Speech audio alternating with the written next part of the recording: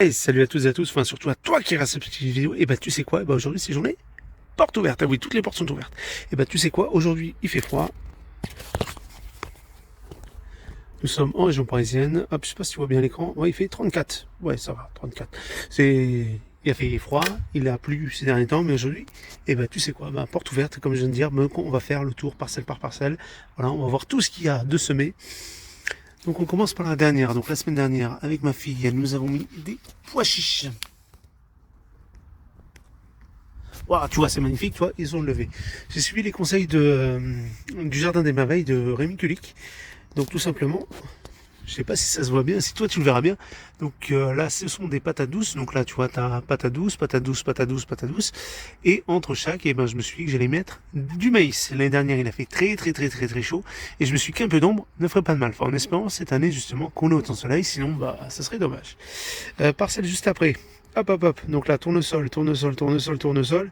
Et entre chaque, nous avons du melon. On continue la petite avancée. Toujours sous le même principe. Des épinards qui sont montés en graines, c'est ballot. Mais du maïs au milieu.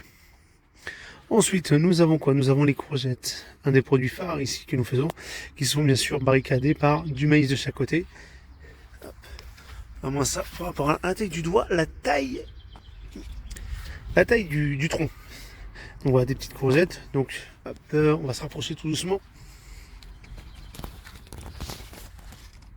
Avec oui, des courgettes qui commencent à voir le bout de leur nez. Entre chaque, bah, tu vois, il y a des petites allées, donc quand il y a des coquelicots, je les laisse. Le reste, oui, je ferais bien de désherber, mais bon, hein, voilà, manque de temps. Ici, nous avons des salades au milieu avec de chaque côté de ce côté-là des brocolis, de l'autre côté des choux-fleurs. Oui, il faut penser aussi aux enfants. Ils aiment bien. On va en profiter avant qu'ils grandissent un peu trop. Ici, c'est la parcelle haricots verts, donc des haricots nains. Oui, oui, ils poussent, ils poussent, ils poussent. On en profite aussi. Ça, bah, c'est un petit souci qui est plus en fleurs. Donc, on va récupérer les graines. Et on en a d'autres qui sont en préparation. Donc, on mettra les autres, histoire d'amener plein de petites abeilles, des petites butineuses qui vont nous permettre justement d'avoir des courgettes, de pouvoir ensuite ici, c'est ici que nous avons récolté les fèves pour ceux qui me suivent sur Insta. Et là, nous allons mettre prochainement des betteraves. Donc nous avons coupé les fèves qui se font normalement gentiment manger par les limaces. Donc tout sera prêt pour les fèves. Ici, on cultive plus rien, c'est juste le brocoli qui est là. Là, on a gardé des radis qui sont montés en graines pour la récolte de l'année prochaine. Et on va continuer dans le tunnel, enfin plutôt le tunnel bordel, on va dire. Donc au tout début, ici, nous avons des pieds de mur. Hop, donc, hop, la première fleur. Donc, hop, que je retrouve un pied de mur, deux pieds de mur. Nous avons un troisième pied de mur.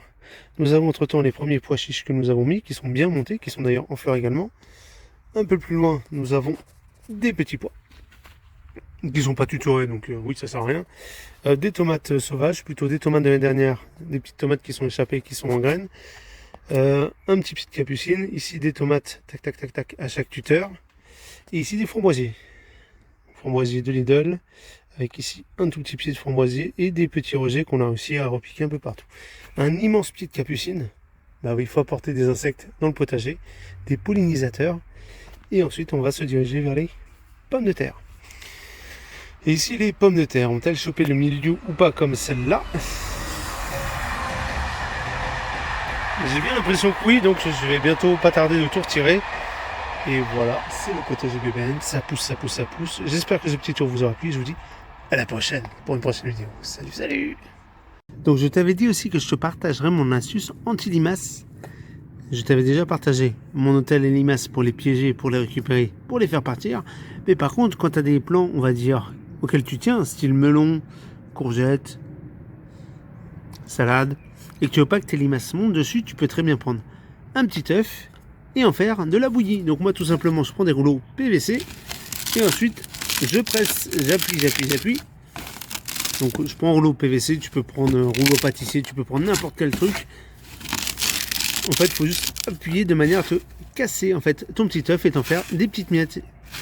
Et ta coquille d'œuf, ensuite tu vas l'étaler partout autour de ton pied et tu vas voir que ça va limiter les limaces. Ça va les empêcher de monter, ou en tout cas ça va beaucoup les freiner. Donc beaucoup vont se dire tiens maintenant ce plan est inaccessible, donc je vais passer ailleurs. J'espère que cette petite astuce t'aura été utile et je te dis à la prochaine pour une prochaine vidéo. Salut, salut!